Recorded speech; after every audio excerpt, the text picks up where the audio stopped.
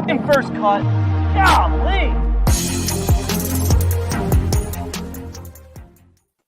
Welcome to the First Cut Podcast. I'm Rick Gehman, and this is your recap episode for the Zozo Championship. Joining me to break it all down, Greg DuCharme is here. Greg, good morning. Happy to have you. Good morning. Rare way to introduce ourselves here on the First Cut Podcast, but playing in Japan this week, so we're done early on a Sunday, and happy to talk it over with you guys with a little bit of coffee. Yeah. Additionally, our F1 insider is here, Kyle Porter. KP, what a weekend for you, my friend. Well, you too. We've been gallivanting about to sporting events around the country. Yeah, we are. We're lucky.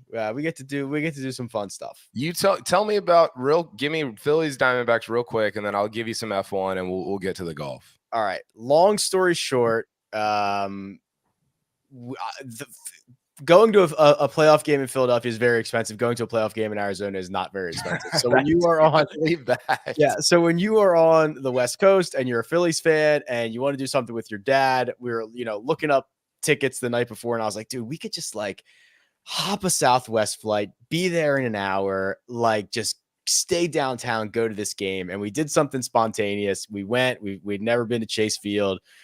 Did not get the outcome for the Phillies, but it was a phenomenal game. I mean, it was back and forth. It was a great comeback. As a fan of baseball, doing something with your dad, it was top notch. Yeah, sure. Really good game. My sons and I watched it, and we've talked about this a ton, Rick, but the pitch clock thing, it's amazing. It's not just the speeding up of the game, but it almost changes the entire tenor of the game, right?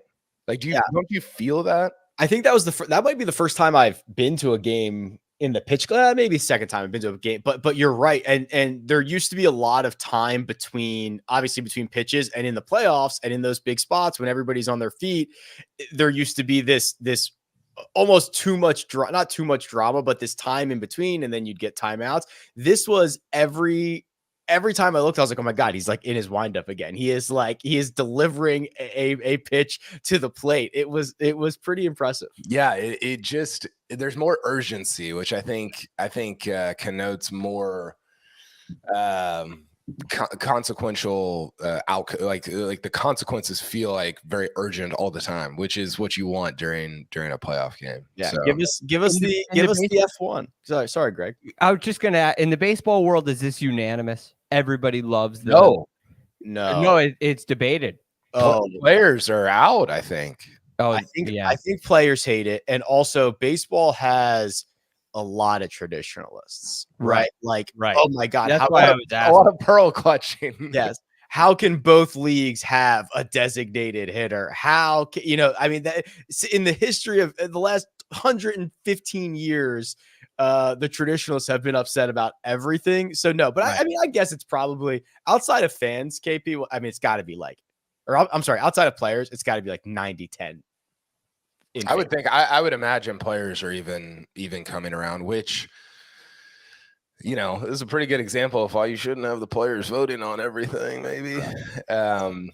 F1 real quick. Got invited down by Alpine. I'm doing a story on Pierre Gasly. Played some golf with him in the middle of the week, and then kind of came back on Saturday just as a guest. I wasn't working. I was just kind of hanging out, which was awesome. It was.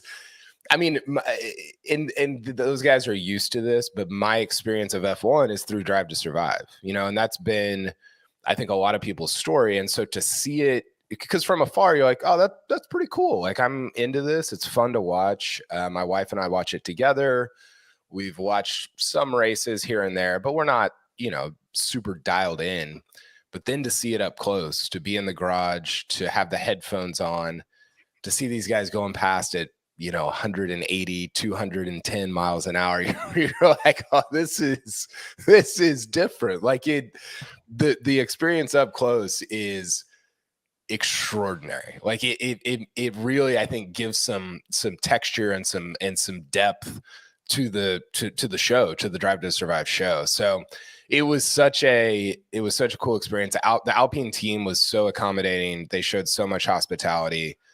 I had to see the freaking Ryder Cup trophy there because Rory was there. That was a nightmare. It was really cool. It was a very fun day. I saw you with the headphones on. Did they have your mic on? Were you calling for everybody to box? So no, but I told some people my only goal for the day was to get a selfie with Gunther, the principal of Haas. I don't know if you guys watched the show, but he's this guy that's just he's crazy. Like he just every other word is an F-bomb. Like he's nuts. Like he's a maniac, as Josh says in the chat. He truly is. So my only goal was to get a selfie with him, which I did. It's crazy. You guys have been to golf events. I told somebody it's almost like, you know how the space between the clubhouse and the driving range and the putting green is mostly just players and media. Yeah. Well, here you go. At the F1 thing, they have basically fans down there. I mean, it's kind of an exclusive fan thing. I don't think it's not a general admission thing, but players have to walk drivers have to walk from their sort of hangout area across the walkway where all these fans are. And so people are just walking with Lewis Hamilton, taking selfies. That's how I ran into Gunther. And somebody responded to that picture. I put it on Twitter and said, he's got a lot of famous quote, but he said, "This guy keeps telling me if Spieth goes out in 29, he could win." Which was just so perfect. So yeah, just an amazing day. One that, I told Rory it was cool to be at something like that and not be working. You're kind of just enjoying yourself. And he was kind of laughing like, yeah, that's how I feel also. So it was a very cool thing. That's awesome. I love it. All right. Well, we were brainstorming before the show a couple of new First Cut brands. We've done, First Cut After Dark. We have done this now, First Cut Coffee, Golf, and Greg. While most were asleep, a victor was crowned in Japan. His name, Collin Morikawa, a 6-shot victory thanks to a Sunday 63. We'll get into his week because it was kind of a lot of ups and downs, but finally back in the winner's circle again for the first time in nearly 2 years. The DP World Tour Championship, his last victory was in November of 2021. Collin has a new trophy for the mantle. Yeah, it's been a long time coming, and kind of a strange year. I'm sure Kyle can speak on this, but his numbers this year were really, really good. And there was something holding him out of the winner's circle. You think back to Century Tournament of Champions in Hawaii, where he let a lead get away, a close call at the Farmers, and unable to capitalize on a victory in a playoff at the Rocket Mortgage, where Ricky Fowler won. So there's been some close calls and some really solid play, but no trophies. And now you get a beautiful round of 7 under 63 to win by 6 for his 6th title. So it was a long time coming. And the play this week, he goes back to the claw grip, which he has gone back and forth, kind of oscillated between.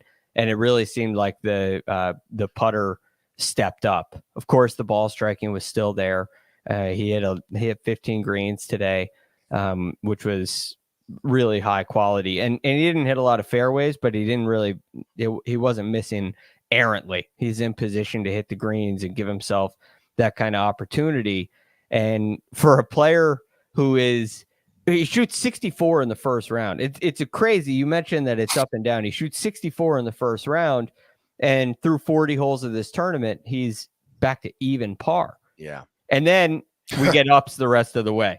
And all of a sudden he ends at 14 under and wins in a rout on a tough golf course. So this was special stuff from Collin, especially today. Yeah, I'm glad Greg mentioned this, KP, because there was kind of a real turning point here. So he goes out in 64. He's leading this golf tournament. He shoots a 73 on Friday, which it was much windier. Conditions were much more difficult, but he played his second 9 on Friday in 39, 3 over. And then he starts his round 3 by making a double on number 1, another bogey on 4. And I'm like, man, I guess Collin is going to head in the wrong direction here before he rattles off Saturday birdies on 6, 7, 8, 13, 14, 15, 16, 18. That got him back to within arm's reach heading into Sunday. He starts 2 shots back of Justin Suh on Sunday and then completely flips the script, goes nuts and wins this thing in a runaway. Yeah, I mean, that's a very good summation of what happened. I think, Rick, the thing that I was thinking about is, he wins by 6, and you kind of start to think back on all the tournaments that he's contended in over the last 2 years since he won both the Open, and then he went on to win, obviously, the DP World Tour that November. And the 6-stroke win, it could have been like 4 1-stroke wins over that time, right? And this sort of was like it almost was emblematic of like he's been close. And I think what's so interesting as you listen to him talk, Rick, one of your phrases that that you love, that I think is funny and amusing, came to my mind, which is that he seems a little bit like an unreliable narrator. Completely agree. Because he was talking about, to hear him talk, you're like, oh, this guy on the Mackenzie Tour? Is he on the Sunshine Tour? Like, what's happened here? And then you look up his numbers. He's like the 4th best ball striker in the world over the last 2 years. But then at the same time as he's saying, you see the quote here, we spent so many hours trying to figure this out. At the same time, he's like, yeah, just kind of kept doing the same things I've been doing, and a win kind of happened. And you're like, well, which one is it? I had a hard time navigating that, sorting that out. And I'm curious about kind of where you land on which one you think it was. Yeah. So I 100% Collin is like he's like 1B of unreliable. Bryson 1A, like Bryson for sure.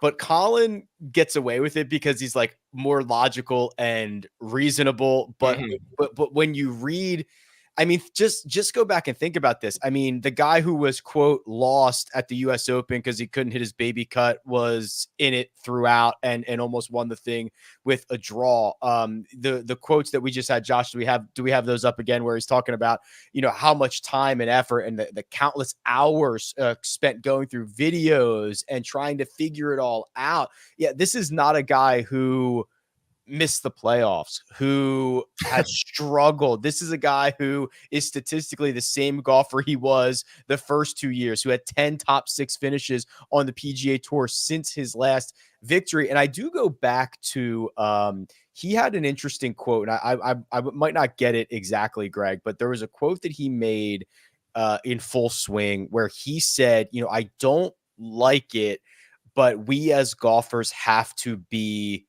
selfish at times. And I think that he is very aware of what he puts out in the universe and what gets returned to him. And I think that he sometimes does a little bit of self-preservation, a little bit of self-protection in some of his comments, where when things aren't going well, he conflates them a little bit. I think he's a very interesting case study because he is aware. He is aware enough to know what his stats are and how great he's hitting it, even if it might not feel that way. But I think what he puts out to the universe is very different than what reality actually is. Yeah, it's an interesting point. In the golf instruction world, coaches tell their students all the time that feel and real aren't the same. And I think it's very likely true for PGA Tour players as well, where, well, if you're going to have to play a draw at the US Open, you may end the week with some really good stats, but you don't feel like it's going to last. That you don't feel like you can play the shots that you want to play. And so it doesn't feel reliable.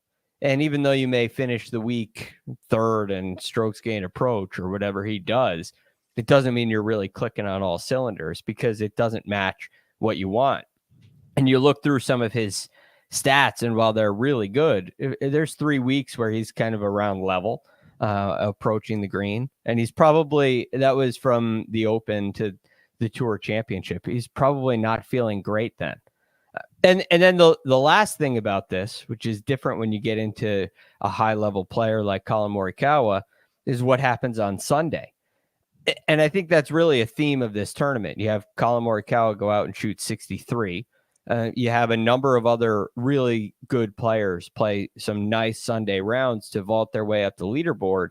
And you have guys who are trying to win for the first time on the PGA Tour struggle, and areas of their game leave them. So the point is, well, what happens on Sunday? What happens when all the chips are down? And when you look at Morikawa since his last win on the DP World Tour, Sunday hasn't been great for him. Especially when he's been in contention, and he's lost some leads and had some kind of meltdowns. And that's when the real test is there for the best players in the world. So I think we have a little bit of a perspective difference. Yeah. The other thing, KP, is it's been weird Sundays, and that does not even include the WD at Muirfield Village, where he was 2 shots back going into Sunday. That thing was wide open, and he tweaks his back, and he doesn't tee it up. Like just another data point of, well, that could have easily been a win. Yeah. No, you guys are right. There's another quote, I pulled it here, Rick, it's even funnier as it relates to the the kind of going back and forth. He says he was asked, like, did you have doubts about winning? And he said, I think the thoughts in your head start piling up, like, okay, well, what did I do differently? What do I need to change? I think that's when sometimes people go too far in one direction. I haven't really done too much, to be honest. I had to take 2 steps back and really understand the foundation of what made me so solid as a player in 19, 20, and 21. And I really did that after we finished the playoffs. Not that I took 2 steps back. So even in the middle of this quote, he's like, he's jumping back and forth. Like, what did you actually do? Sometimes you have to understand from a very basic level of, why does your golf game work, right? And so, Greg, I think there's this, I think all great players have this discipline of, like, this belief, hey, my stuff, like my baseline stuff is good enough. I don't need to go down all these rabbit holes. And I think what you're seeing a little bit in real time with him is this sort of, and we've talked about this a bunch, but this sort of angst over, do I need to go down? He's almost like questioning himself in real time of, like, well, do I need more speed? What was I doing in 2020?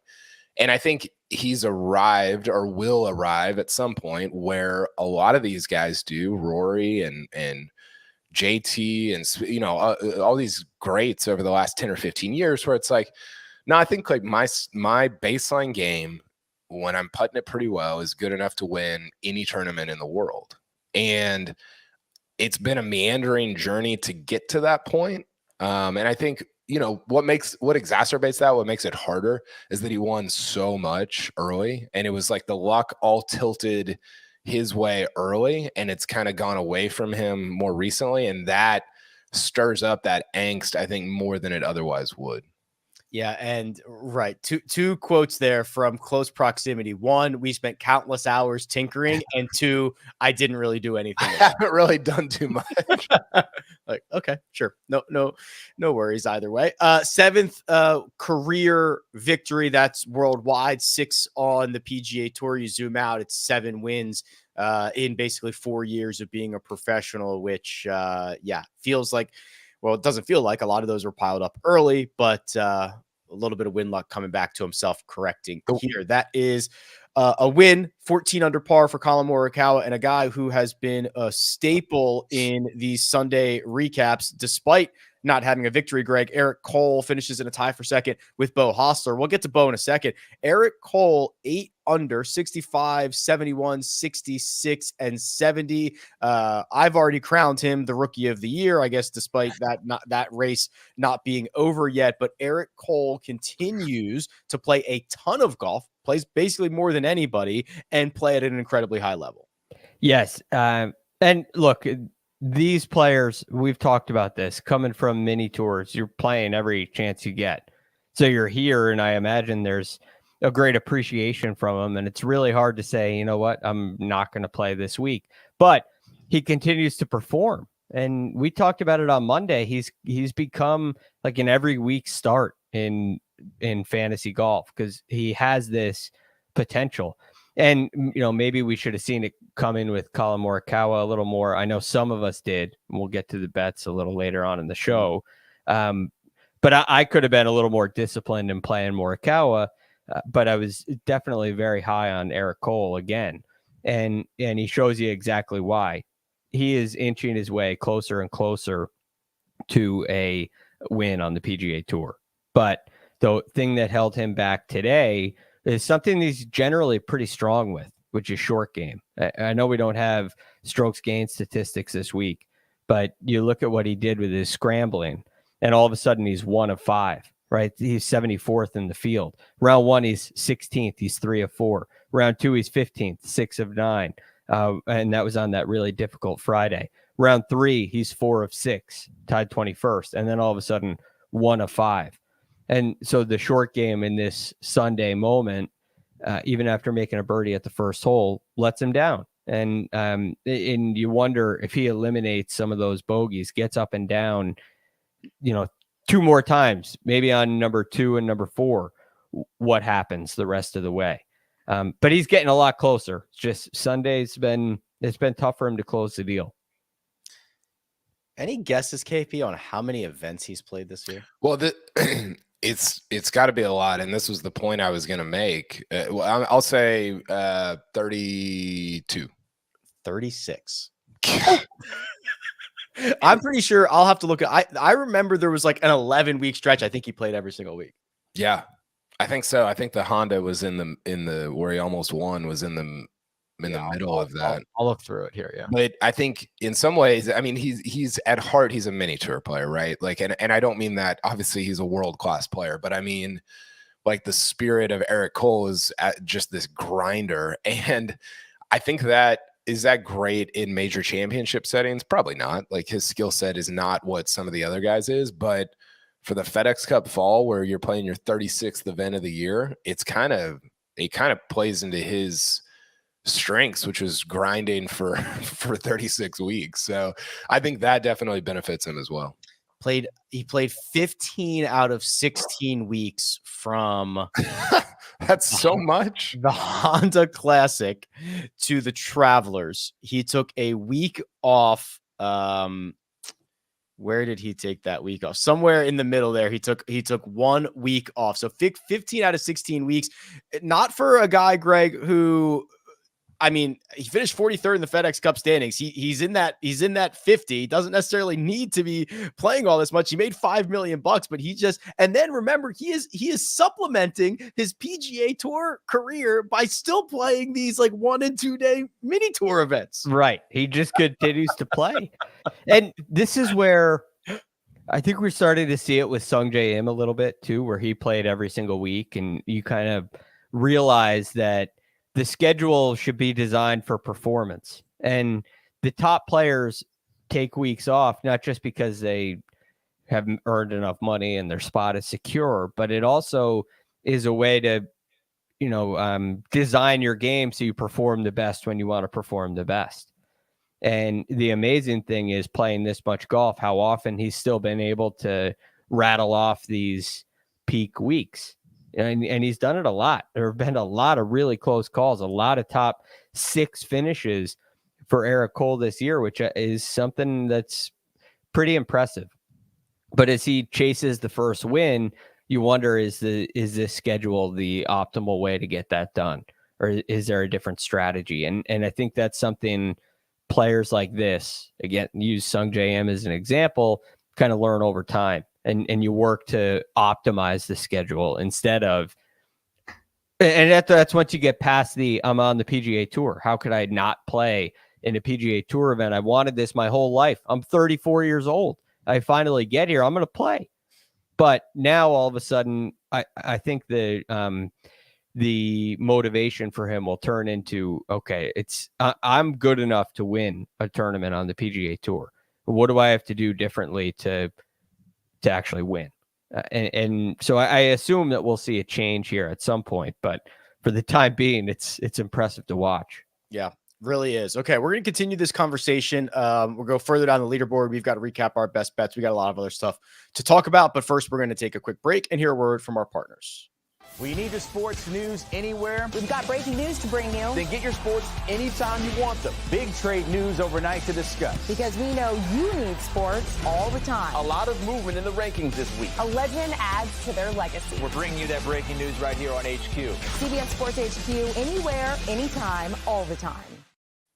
And we're back. Tied in second with Eric Cole is Beau Hossler, someone KP that we've been keeping a close eye on because he entered the week 51st, which in our crazy normal sport is also kind of first for this FedEx Cup Fall. So he is in that number one spot. We know that the next 10 are going to get entries into the first two signature events of next year, and there's a lot to play for. So Beau Hossler holds court, retains his 51st position after this week's Zozo Championship. Yeah, it was a good week. You know, Sean Martin had a really interesting kind of thread or piece on him where he was talking about how much, and again, we don't have, like Greg said, we don't have strokes gained for this, so we don't totally know what the numbers were, but he's really improved his approach play a lot over the last, I'd say, month. It's been pretty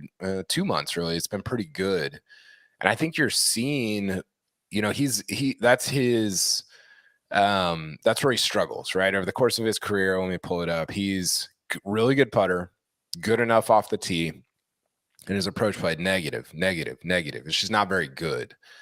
And so you see when he hits it pretty well, like when he's hitting in his irons pretty well, oh, this guy can score. He can win some tournaments like this. So I'm curious to see. Usually you don't see guys that are, how old is he, 28, kind of transform their iron play at that age, but the numbers say it's getting, you know, marginally better. So if that continues, I think he's an interesting guy for the near future. You could have told me he was 48 with how long we've been talking about Beau Hossler, right? I mean, I know. I only ever picture him in the visor and the burnt orange and the, you know, that's, yeah, 28. Wow, that's younger than I thought. Sixth in greens and regulation this week, 51 out of 72. Greg, and how about taking advantage of this fall? So 4 events he has played. There's only been 4 events this fall. 30th at the Fortinet, 28th at the Sanderson Farms, 7th at the Shriners, runner-up finish at the Zozo Championship. It's nearly $1.1 million and setting himself up for some really strong events to start off 2024 with only a couple of starts left here in this fall portion. And you think about what that means, getting the spots into the AT&T Pebble Beach event, where he's finished really well before. Which leads, and the Genesis, and that kind of the Pebble Beach conversation leads me down the next path, which is we haven't seen Beau Hossler finish in an individual event inside the top 5 since April of 2022. I mean, he did it twice early on in that season. Once was at Pebble Beach, so it'll be that's a good opportunity for him in these bigger events to play really well, because I think it's a course that he likes, that suits him. But the reason for that is the iron play, right? When the iron play struggles, it's really hard to finish inside the top 5 on the PGA Tour. So as he's been inching closer, this week is a really good sign that this game is much more solid. And in today's round, he really struggled on the greens. You look at, of the statistics that we do have, total putts typically is just completely useless, but he had 32 putts today. You know, that's a lot for a guy who's a great putter over the period of his career. And that's the most putts he had in any round this week by 4. He had 28 putts in round 1 and round 3 and only 25 on Friday's round. All of a sudden it's at 32. Speaks to some Sunday pressure, but his game with the improved iron play, pressure, yeah, it's going to come up again too. This isn't the last time. But it speaks to the iron play that he's able to stay in the mix, put together a round of golf that leads to a T2 finish instead of going the other way. He's able to lean on his ball striking a little bit. And if he can continue to put himself in these positions, we could see a final round performance that is above expectation rather than okay. And perhaps that leads to a win. What's his ceiling, Rick? Well, I think you did a really good job of kind of assessing him. He is certainly long enough off the tee. I don't think people realize that. He's long enough off the tee. He can hit a little draw that runs out for a while. He is hit and miss with kind of like the wedges and some of these other shots, but he has a really great short game. So I think his ceiling is like the 30th best player in the world. Okay. Which I think is, there are tens of thousands of guys who would love to be the 30th best player. Yeah, I was going to say, yeah. I mean, he's 108th right now in OWGR, but he's 58th in data golf. So he's playing good golf. I mean, I think 30th best player in the world is probably for his skill. I think you're right. I would agree with that assessment. Yeah, that's and if he, you look at like Russell Henley, depending on where you're looking for rankings, could be like the 12th ranked player in the world right now. He has an elite skill set and other stuff. So I think it's pretty fair to say Beau's like ceilings top 30-ish. Yeah, which is awesome. It's good for him. So those two guys, Beau Hossler and Eric Cole, finishing a tie for second. We've got Robbie Shelton checking in for T4 with Ryo Ishikawa. But I want to point out the guy here in T6, or at least one of them, and that's Minwoo Lee, 69, 73, 67, 65. And KP, he's coming off of a win on the Asian Tour where he blew out the field 30 under. He has another strong week at the Zozo Championship. He's been playing a lot since the FedEx Cup playoffs has ended. And when you start to go through his profile here, I mean, a T6 at the Players Championship, a T5 at the U.S. Open, a top 20 at the PGA Championship, and he makes the cut at the Open Championship. I mean, he is starting to show up at the top of leaderboards more frequently, and he is also doing it in some very impressive events. Yeah, I mean, not to mention his European Tour Fall so far, T7 at the Irish, top 15 at BMW PGA, which is like the European players. Yep. And then he wins on the Asian Tour, right?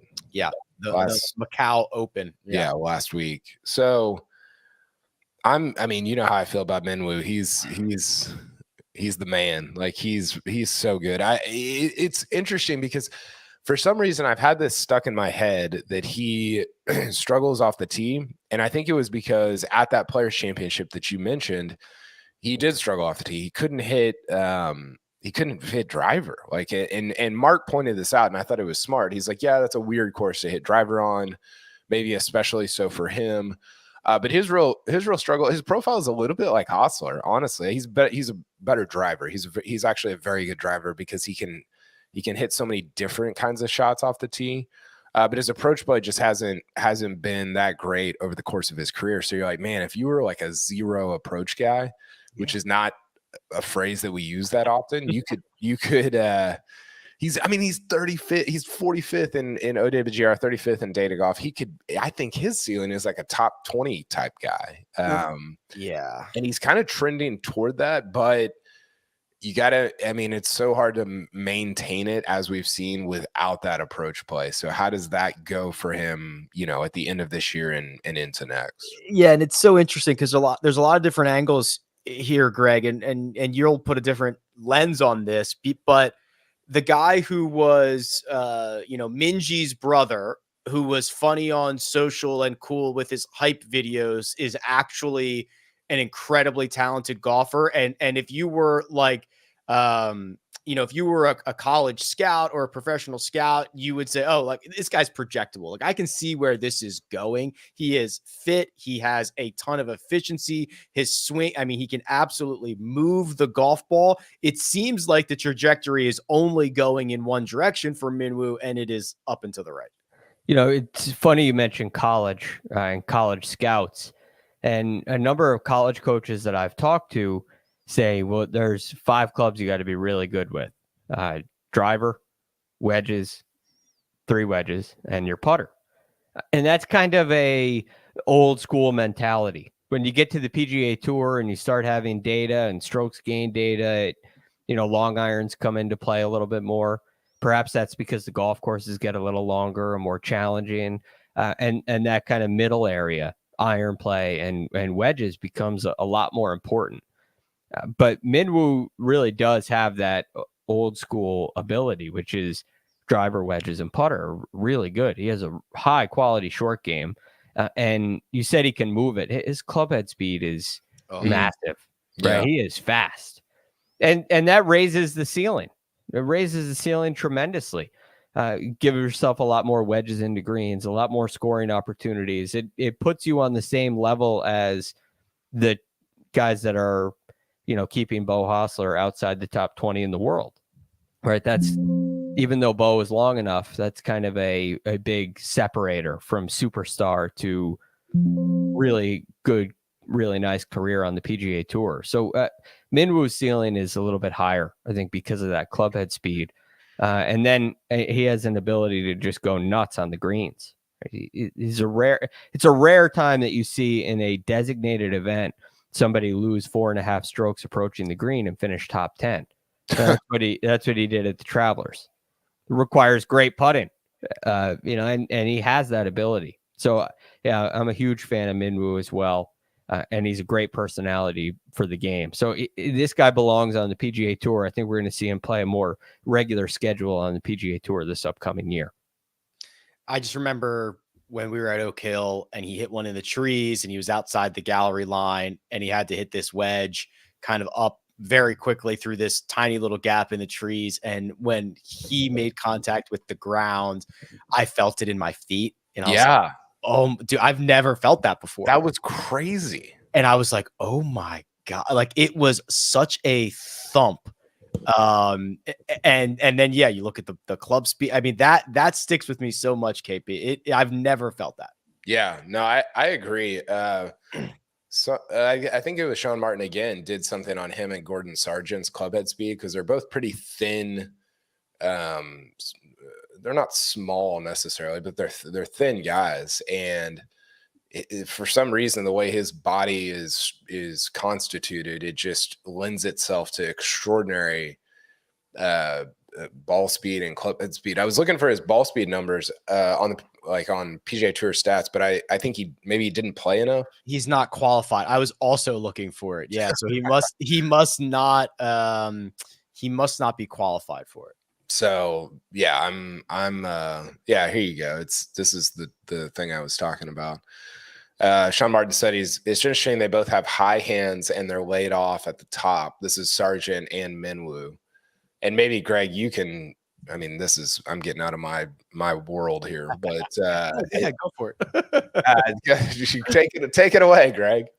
It's a pretty simple thing. I mean, you think about all the longest hitters in the game. Rory McIlroy may be the one exception to that, but long hitters have high hands. Generates DJ, Bubba Watson. I mean, who are the John Daly, right? Tiger Woods. You run through the gamut. The long hitters have really high hands. Even John Rahm, whose club is so laid off, his arm plane is really steep and really vertical. So it's an important way to generate power. Then you go the other way, low arm players, and you have your Matt Kuchars of the world. And they're much shorter. You can hit it really straight, but you're going to be much shorter. So yeah, it is unquestionable. High hands really helps with club head speed. Also, the way these guys use their body is just fantastic. The lower body drive that they have is really efficient, and the laid off nature of that position at the top, it allows them to do that. So it's a nice combination. I do have an unofficial mark on his club head speed. Give it to us. Unofficial because he didn't play enough rounds, but it's third on tour, would be, and 125.71. Now, Brandon Matthews, who was first last year, is at 126. 0.33. Yeah. You know, so it doesn't get much faster than that. It would basically be Brandon Matthews, Cam Champ, Minwoo Lee. Yeah, the other thing that Minwoo and Sargent I think have in common is hip speed. Again, I'm out of my world here, but when I saw Sargent at Augusta this year, I was just astonished at the like the transition in his hips from the top coming back down. And I think Minwoo's a lot of the same. So didn't think I'd wake up on a Sunday morning ever and be talking about Minwoo Lee's hips, but here we are. No other place in the world can you get that type of analysis. Okay, Josh, do we have the kind of FedEx Cup Fall standings here? So we're keeping an eye on this. We are now more than halfway through the 7 events. So 4 out of 7 are in the books. Beau Hossler, as mentioned, 51st. Taylor Montgomery, Nick Hardy, Ben Griffin, and Alex Smalley are your top 5. Then we get, or I guess that's 5. And then JJ Spawn, Mackenzie Hughes, Steven Yeager, Luke List, thanks to a victory, and then Thomas Dietrich. Now we've got that side of things, Greg, but we've also got the other side, which is the top 50 who are not on this board have been dominating the fall, right? I mean, the guys that have chosen to play have dominated the fall. It's similar to the conversation we had with Collin Morikawa, right? You're playing for cash at this point, and to work on your game, but it's a totally different pressure. There's that word again. There's nothing else that's holding you back. A miscut doesn't necessarily mean anything. So you can kind of freewheel it a little bit. You have an opportunity to experiment, an opportunity to put things that you're working on in your game into play in a relatively stress-free environment. Now, once you get under the gun and you're playing and competing and you get near the lead like Morikawa has or like Sahith has, you're competing for that trophy. And so there is still an urgency to it and still an importance to it, but they're the best players. They're inside that top 50 for a reason. And now they come out here in a more relaxed state and you just see them skyrocket. So I just, it's been fun to watch, but these guys that are outside the top 50 have their hands full. Those big jumps that you see up the leaderboard are much more challenging because it kind of gets filled up with top 50 players. Real quick, Rick, where do you think the biggest drop off is from one? If you're looking at tens, like the top 10, the top 20, the top 30, where's the biggest drop off in terms of talent level on the PGA Tour? Is it the top? Interesting. Is it because I look at this list and I'm like, God, that's a top. Like these guys are obviously world-class players, but it seems like a pretty big drop from 50 to 51, but also it might be a bigger one from 39 to 40. Okay, I was initially I was thinking like almost like 29 to the 30s. Okay. Where basically you go from Justin Thomas, Sung J M, Russell Henley to Shane Lowry, Emiliano Grillo, Denny McCarthy. Okay. Which feels kind of big. The next tier though would be like your Adam Schenk, Adam Hadwin, Nick Taylor. I mean, yeah, I think it's like 29 into the 30s is where there's a pretty big drop off. I was going to say even 19 to, you could talk me into like the top 19 to 20 or going into the 20s. Either one of those, I think I could be talked into. Real quick, KP, the two guys that did not play well, Xander Schauffele, Ricky Fowler. Xander T38, 2 over par. Ricky Fowler, 7 over, T64 in a field of 78. Any level of concern or just, hey, FedEx Cup Fall, these guys don't need it. They're still maybe kind of on vacation? Xander, no concern, even though this is kind of his wheelhouse, the small field, no cut deal. Yeah. Fowler, I don't know if there's concern, but I did write about how he hasn't done anything since he won. And I remember that podcast that we did that Sunday in Detroit, not in Detroit, but we did it about his win in Detroit. And we both agreed, maybe everybody that was on the pod agreed, hey, this doesn't feel like an end point for Fowler. It feels like part of the trajectory. And now I'm a little bit more questioning of that trajectory. I'm not bearish necessarily, but I'm kind of like, I didn't think this would be how it went.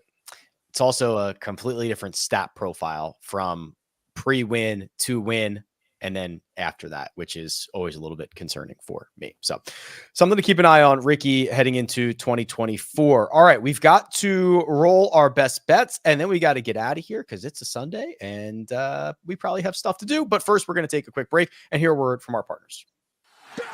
Wake up to football highlights and news from around the world with the one and only Morning Footy team. Rise and shine, football fans. Welcome to Morning Footy. Start your all-day football craze with Morning Footy, part of the all-new Golazo Network. And we're back. Our best bets, of course, brought to you by FanDuel Sportsbook, where we make every moment more. And KP, you have been making every moment more this fall. You, my friend, are on an absolute heater. This is as good as you can do. Win your matchup, win your finishing position, and win one of your outrights because you can't win both of them. It's Callum Tarrant over Ben Griffin. It's Collin Morikawa to finish inside the top 10, and it's doubling down on CM for the victory. Congratulations.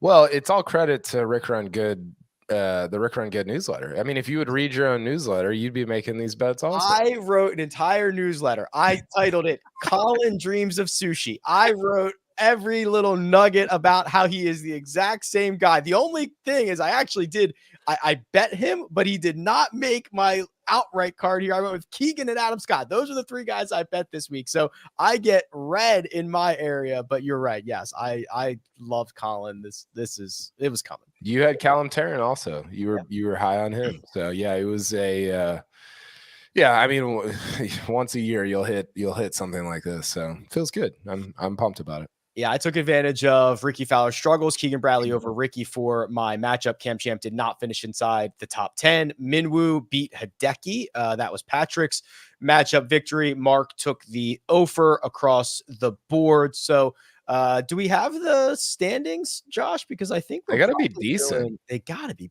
pretty good. He says 1 moment. So we'll just vamp for a second here. Greg, how much vamping do you do? You're probably a great vamper. Oh, I bet he's extraordinary.